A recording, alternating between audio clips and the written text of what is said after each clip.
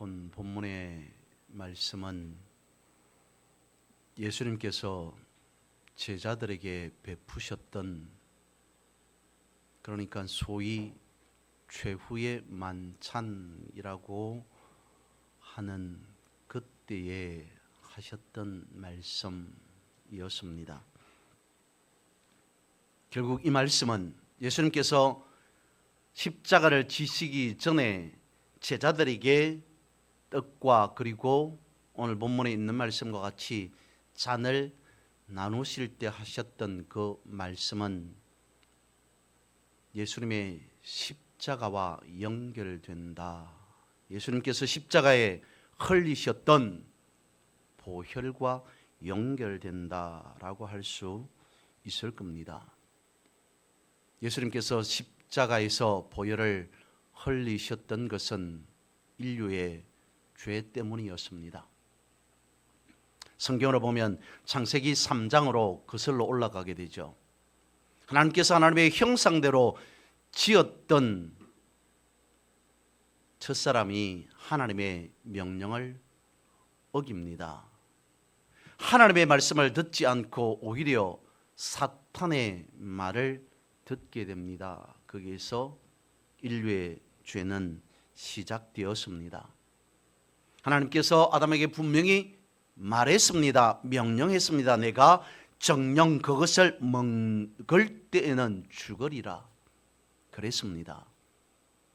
육신적으로 아담이 죽지 않은 것처럼 보일지라도 하나님의 말씀과 같이 선악과를 먹음으로 그 이후로 아담과 하와 그리고 인류에게 미쳤던 영향은 그것이었습니다. 하나님의 모든 형상을 상실하게 되어버렸습니다. 하나님의 형상이 아닌 말 그대로 육신만 가진 사람의 형상으로 인류는 죄악 가운데에 머무를 수밖에 없었습니다. 그랬던 인류를 하나님은 어떻게 하셨는가라고 하는 것을 오늘 본문을 통해서 우리가 생각해 볼 수 있지 않을까 싶습니다. 에베소서 2장 3절은 이렇게 말씀하고 있습니다. 전에는 우리도 다 그 가운데에서 우리 육체의 욕심을 따라 지내며 육체와 마음에 원하는 것을 하여 다른 이들과 같이 본질상 진노의 자녀이었더니 아담이 죄를 지은 이후 성경에서 말씀하고 있습니다. 우리는 어떤 인생을, 어떤 삶을 살아갈 수밖에 없었는가? 본질상 진노의 자녀로 살아갈 수밖에 없었다는 겁니다. 그랬던 우리를 하나님은 예수 그리스도의 보혈로 용서해 주셨습니다. 하나님의 자녀 삼아 주셨습니다. 아멘이십니까? 그리고 오늘 본문의 말씀을 통해서 우리가 살펴볼 수 있는 것은 이것입니다. 예수님의 보혈로 우리가 비로소 하나님과 교통할 수 있게 되었다라고 하는 것입니다. 오늘 본문의 말씀에 보니까 이것은 죄사함을 얻게 하려고 많은 사람을 위하여 흘리는 바 나의 피 곧 언약의 피니라. 많은 사람을 위하여 흘리신 예수 그리스도의 보혈에 대해서 말씀하고 있습니다. 예수님께서 보혈을 흘리심으로 비로소 우리가 하나님과 교통하게 되었다라고 말합니다. 이 시간 예배하는 여러분 모두에게 하나님의 놀라운 축복이 임하기를 원합니다. 그리하여서 여러분의 인생, 여러분의 삶이 하나님의 축복의 통로가 되기를 주님의 이름으로 선포하고 축복합니다. 우리가 삶 속에서 하나님의 축복의 통로가 된다는 것은 마치 파이프 안으로 물이 흘러가듯이 하나님의 생명이 우리 안으로, 우리 속에서 흐르고 또 흐른다는 그것을 말씀하고 있습니다. 다시 말씀을 드리면 예수 그리스도의 생명이 우리라고 하는 파이프를 통해 들어오게 된다는 것이죠. 그리고 흐르고 흘러서 결국 우리가 끊어졌던 하나님과의 하나됨, 연합을 이루게 된다라고 하는 것이 우리가 하나님의 축복의 통로가 된다라고 하는 것으로 말씀하고 있습니다. 하나님과 교통한다는 것은 하나님의 생명이 우리의 생명으로 들어와서 우리가 하나 되었다는 것입니다. 이것을 가능하게 한 것이 바로 예수 그리스도의 보혈이라고 하는 것이죠. 성경에서 보면 피는 생명이다라고 말씀하고 있습니다. 오늘 본문의 말씀에서는 언약의 보혈, 언약의 피라고 말씀하고 있습니다. 예수 그리스도의 보혈이 우리 안에 흐를 때 우리는 비로소 하나님과 교통하는 축복의 통로가 된다라고 하는 것이죠. 그리고 이어서 살펴볼 것은 예수 그리스도의 보혈에는 능력이 있다라는 겁니다. 히브리서 9장 12절 말씀입니다. 염소와 송아지의 피로 하지 아니하고 오직 자기의 피로 영원한 속죄를 이루사 단번에 성소에 들어가셨느니라. 그리고 이어진 히브리서 9장 22절 말씀에서는 피 흘림이 없은즉 사함이 없느니라. 피가 있어야만이 죄의 문제를 해결할 수 있다라고 말씀을 하고 있습니다.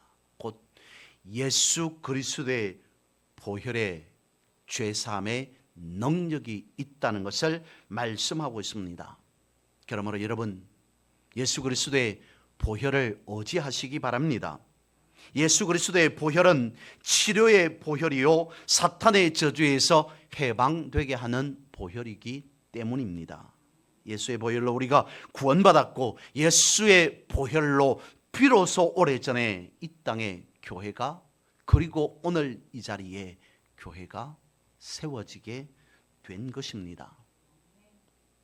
여성 최초라고 말합니다. 노벨 문학상을 받은 여인이 있습니다. 스웨덴의 셀마 라겔을 래퍼라고 하는 여인인데 이 여인이 진홍 가슴새의 비밀이라고 하는 책을 썼습니다. 그 책 내용은 이렇습니다.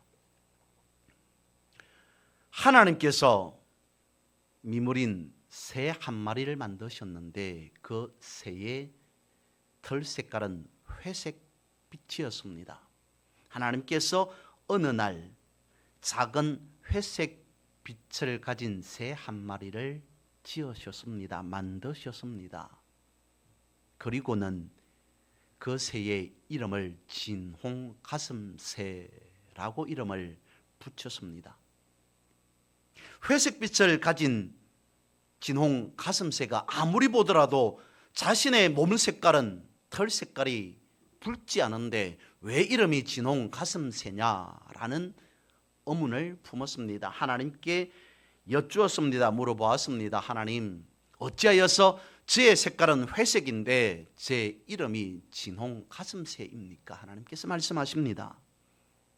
참 사랑을 만나게 되면, 참 사랑을 깨닫게 되면 내가 너의 이름을 왜 진홍 가슴새라고 했는지 비로소 알게 될 것이다 라고 하는 말씀만 하십니다. 그리고 한참의 시간이 세월이 흐르고 흘렀습니다. 어느 날 자신의 새의 둥지 근처에 한 무리의 사람들이 언덕에 한 무리의 사람들이 모여 있습니다. 그리고는 한 사람을 그 언덕에 십자가에 매다는 모습을 보게 됩니다.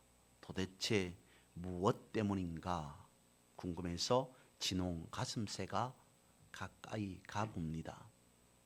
그랬더니 십자가에 어떤 한 분이 매달려 있는데 머리에는 가시관을 쓰고 있습니다. 머리에 쓰여진 가시가 그분의 머리를 찌르고 피가 흘러내리는 모습을 보게 됩니다. 안타깝게 여긴 진홍 가슴새가 그분의 머리에 박혀 있는 가시를 하나씩 부리로 뽑아냅니다. 뽑아낼 때마다 피가 솟구쳐 오릅니다.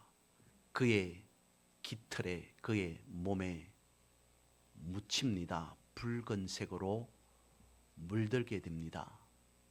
그렇게 정성을 들였건만 결국 그분은 생명을 거두게 됩니다. 돌아가시게 됩니다. 안타까운 마음으로 다시 자신의 둥지로 돌아옵니다. 그때부터 이상한 일이 일어났습니다.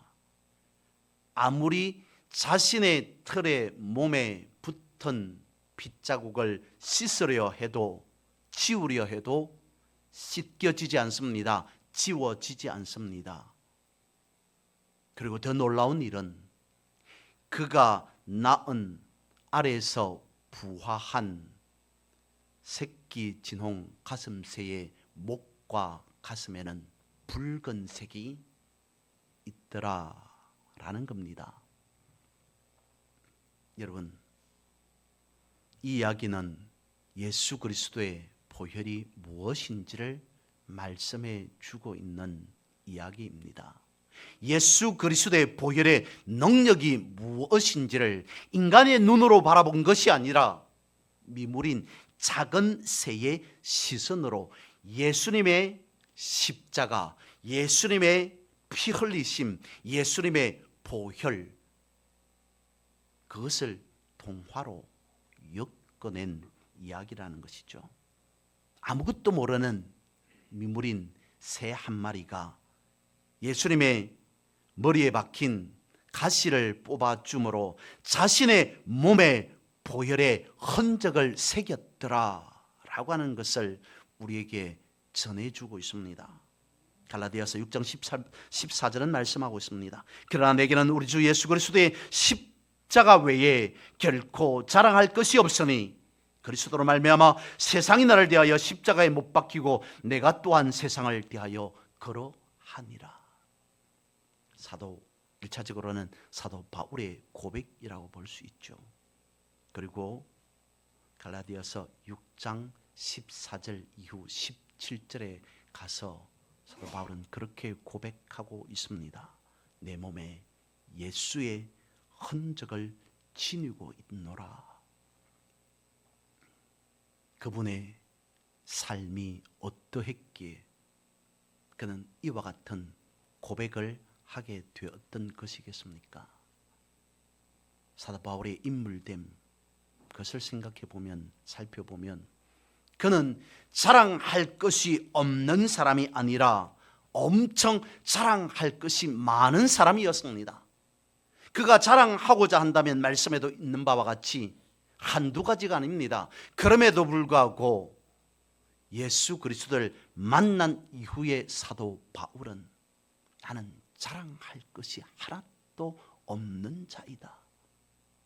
마치 앞서 드렸던 그 말씀과 연결해서 사도 바울의 인물됨을 살펴보면 나는 여러분들이 어떻게 여기실지 모르겠지만 저는 진홍 가슴새와 같은 그런 인생일 뿐입니다. 아무것도 내세울 것이 없습니다. 그러면서 하는 고백이 오직 단 하나, 그럼에도 자랑해야 할 것이 있다면, 그럼에도 자랑할 수밖에 없는 것이 있다면 나는 예수를 자랑하고 내 몸에 예수의 흔적을 가졌다는 그것뿐입니다. 어쩌면 사도 바울은 자신 스스로가 진홍 가슴새라고 여기지 않았겠습니까? 바울의 생각을 추정해 보면, 상상해 보면 그렇다는 겁니다.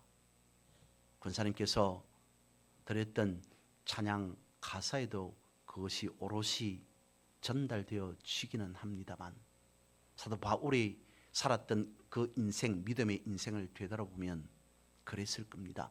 나는 무익한 종입니다. 나같이 무익한 종이 또 있겠습니까? 나는 원래 예수를 핍박하던 자였습니다. 예수 믿는 사람을 감옥에 가두고 괴롭히고 학대했던 그런 인물이 나입니다. 그래서 자신을 두고 이렇게 말합니다. 나는 죄인 중에 괴수로다. 나 같은 죄인이 세상에 또 어디 있겠습니까? 이런 인생, 이런 삶을 살았던 사람이 또 어디에 있겠습니까? 그런 내가 무엇이라고 사람들 앞에 자랑하겠습니까? 나는 이런 사람입니다. 나는 저런 사람입니다. 나는 이렇게 변화되었습니다. 내가 이만큼 예수님을 위해 노력하고 헌신하고 살아가고 있습니다. 그러니까 이것을 어찌 자랑할 수 있겠습니까? 내 평생 예수를 몰랐을 때는 모르겠지만 예수 그리스도를 만나고 예수 그리스도를 알고 난 이후로부터 나는 그야말로 속죄하는 마음으로 내 이전에 그런 삶을 생각하며 사죄하는 그러한 마음으로 평생을 살아갈 뿐입니다. 그러던 어느 날 내 자신을 되돌아볼 때 나도 알지 못하였던 내 몸에 예수의 흔적이 남아있을 뿐입니다. 저는 그것만 여러분들에게 말씀드릴 수밖에 없을 것 같습니다. 라고 하는 그러한 마음으로 사도 바울이 이와 같이 성경을 통해서 오늘 우리에게 전달해 주고 그 스스로 고백하고 있는 것이 아닌가. 여러분, 사순절을 보내면서 여러분들의 몸과 혼과 영에 예수 그리스도의 흔적이 새겨지기를 소망합니다. 예수 그리스도의 보혈이 내 몸과 혼과 영에 흘러 들어와서 모든 것을 치유하고 회복하는 놀라운 역사의 흔적이 나타나기를 주님의 이름으로 선포하고 축복합니다. 이것이 우리가 사순절을 보내는 이유이겠죠. 이것이 우리가 사순절 기간을 통해서 깨달아 알아야 할 믿음의 감동이지 않을까 싶습니다. 우리의 손으로 할 수만 있다면 예수님의 머리에 박힌 가시를 뽑아내는 그런 헌신이 있어야 되지 않을까 싶습니다. 오늘 하루 여러분들의 삶이 예수님의 머리에 박힌 가시를 뽑는 그 헌신으로 예수 그리스도의 보혈이, 예수 그리스도의 피가 여러분들의 마음과 몸에 흘러 믿음으로 정결하게 되는 그런 축복이, 은혜가 있기를 소망합니다. 다음으로 살펴볼 것이 보혈로 거듭난 생명. 오늘 본문에서 언약의 피, 언약의 보혈이라고 말하고 있습니다. 교회에서 즐겨드리는 선잔이라고 하는 찬양이 있죠. 주님의 선잔을 맛보지 않으면 주님의 선잔을 모르리. 주님의 괴로움 당하지 않으면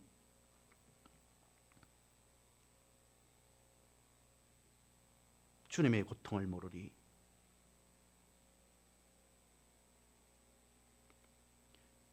주님의 십자가 져보지 않으면 주님의 죽으심 모르리.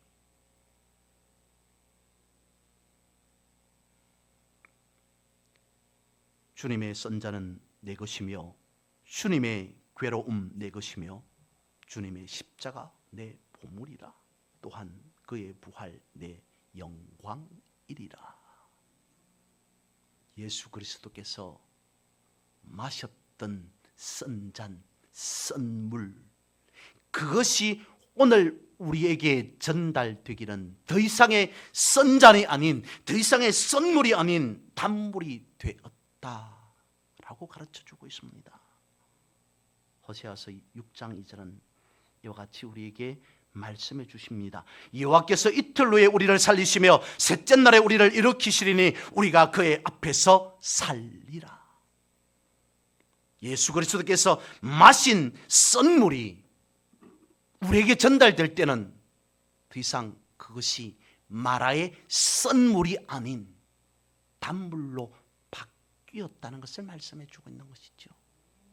우리에게 전달된 그물은 예수님께서 마신 선물, 그것을 변화되게 하셔서 우리에게 단물로, 그리고 엘림의 놀라운 축복으로 변화되게 하셨다라고 말씀해 주고 있습니다. 로마서 6장 11절 말씀입니다. 이와 같이 너희도 너희 자신을 죄에 대하여는 죽은 자요 그리스도 예수 안에서 하나님께 대하여는 살아있는 자로 여길지어다 라고 말씀을 하십니다.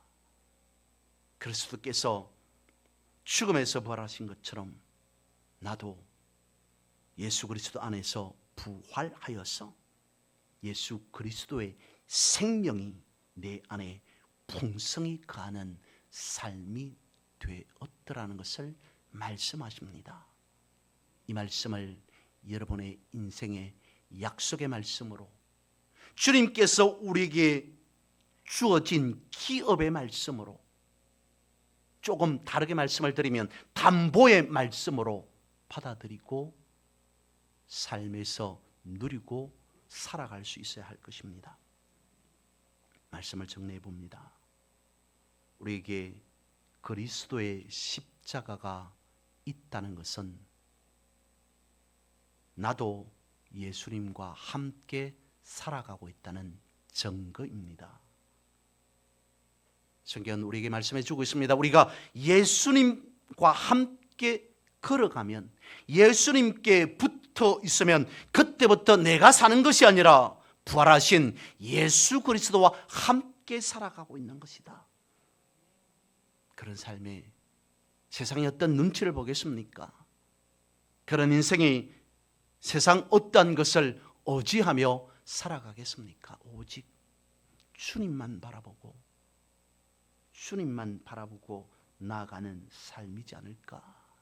예수님께서 십자가에서 죽으신 것처럼 우리의 모든 자아를 십자가에 못 박고 살아가야 합니다.